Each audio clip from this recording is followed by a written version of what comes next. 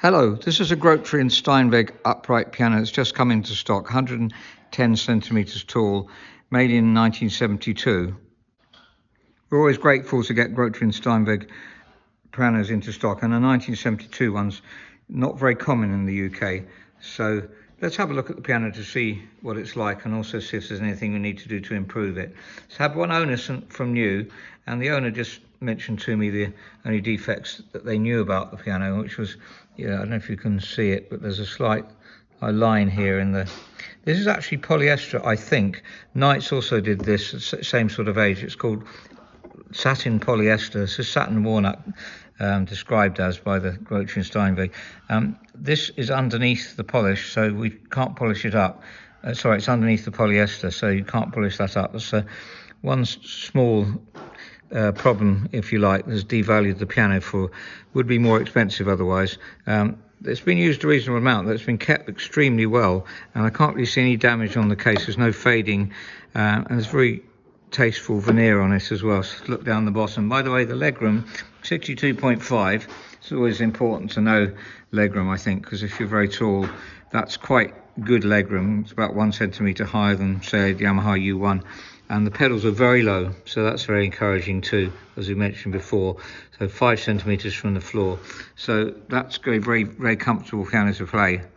I always like these long music desks. We got them on Fazer pianos, which we have one of in stock. And certainly useful nowadays when a lot of people put music photocopied, or rather legitimately copied, and put on the piano right across, which is very useful.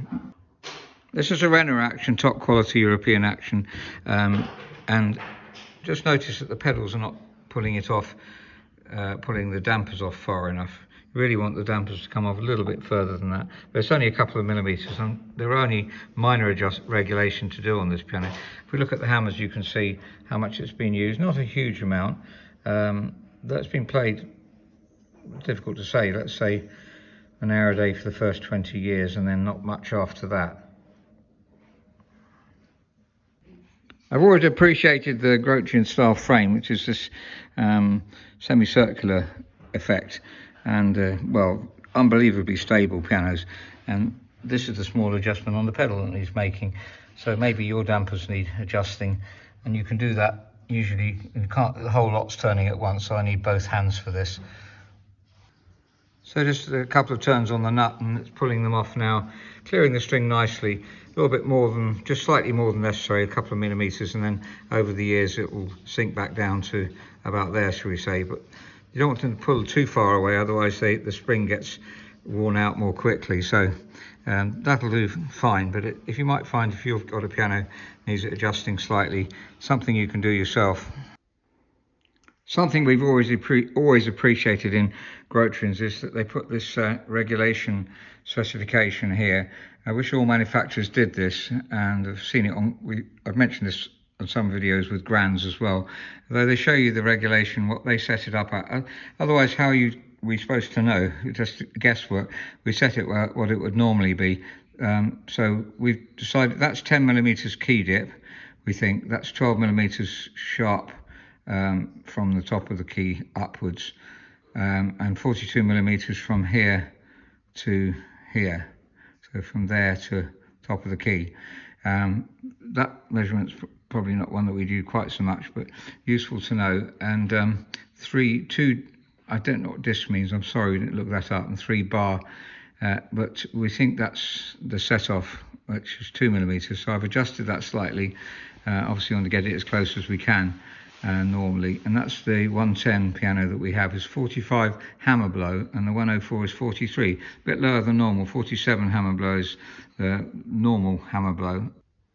Hammer blow is the distance between the hammer and the string, and that's 45. I measured it at 44 actually, and the key dip, that's the distance the key goes down. I've measured it at 10, which is what it said.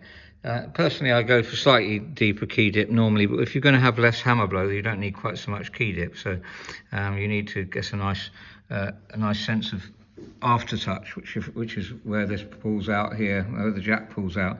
You need a nice positive aftertouch. which you are getting. We'll listen to the piano in a second.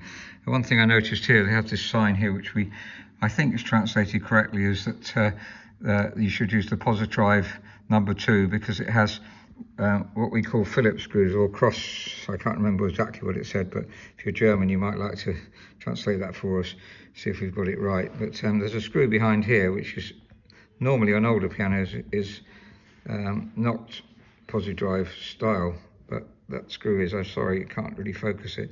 That's the screws they're talking about, and also on the dampers. Maybe we'll get a better picture of the screws on the dampers.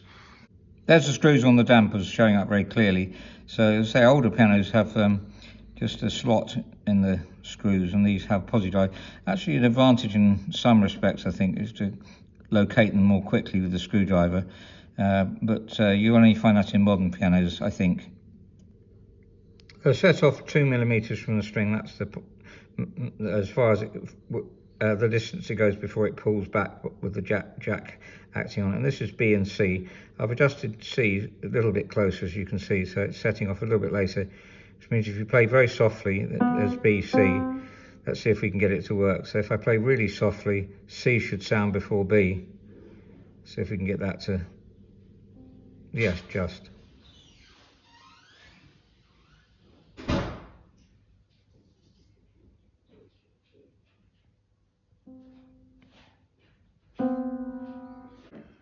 So there's the set-off button, and there's the adjuster here, more like the drop screw regulator. The set-off adjusters are slightly different normally from that, but this is a modern piano and they sometimes are like this. So there's a set-off adjuster there to adjust by turning it so you can get it to set off slightly later.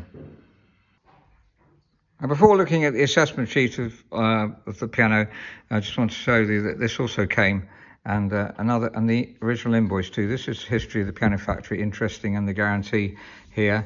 That's walnut satin, I presume, in German, and hopefully if it isn't, then please let me know. And then we've got the receipt here, original receipt, one owner, and bought from new, and bought from Morley Galleries. That one was in Lewisham, interestingly, because I think they are in Lewisham. They didn't buy it from Lewisham though. I think it might have been from Bromley or somewhere like that. Sorry, I can't quite remember, but they did tell me. And there's the details of the piano and the model number when it was bought. Well, actually at the top it shows you when it's bought, 1974. This was made in 72.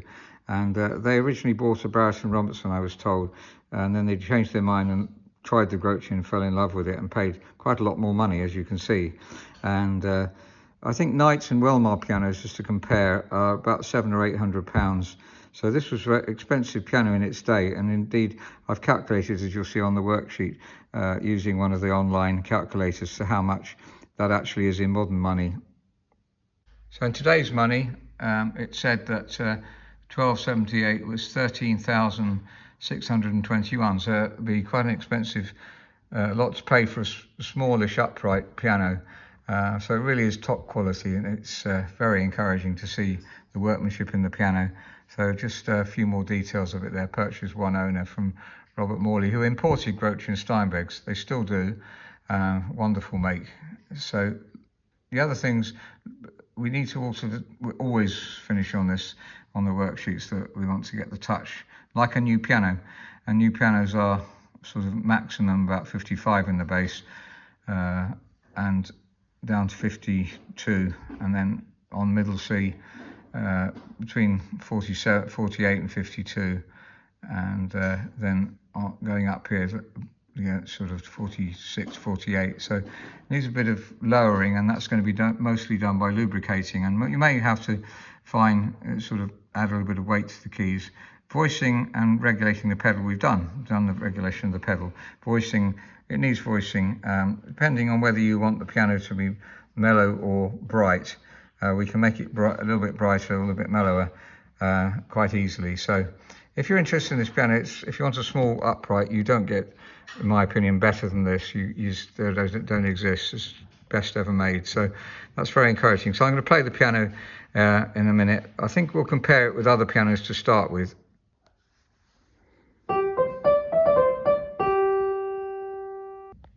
This is a Yamaha U1 made in the same year, 1972. A brand new Feurich 122. A Knight made in 1971. This really is one of our favourite eras of pianos, as you will have heard before, 1970 to 1980.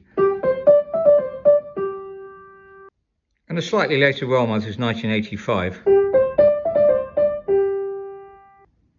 Now just passing by this Fazer, which also has the long music stand, so we'll listen to that as well.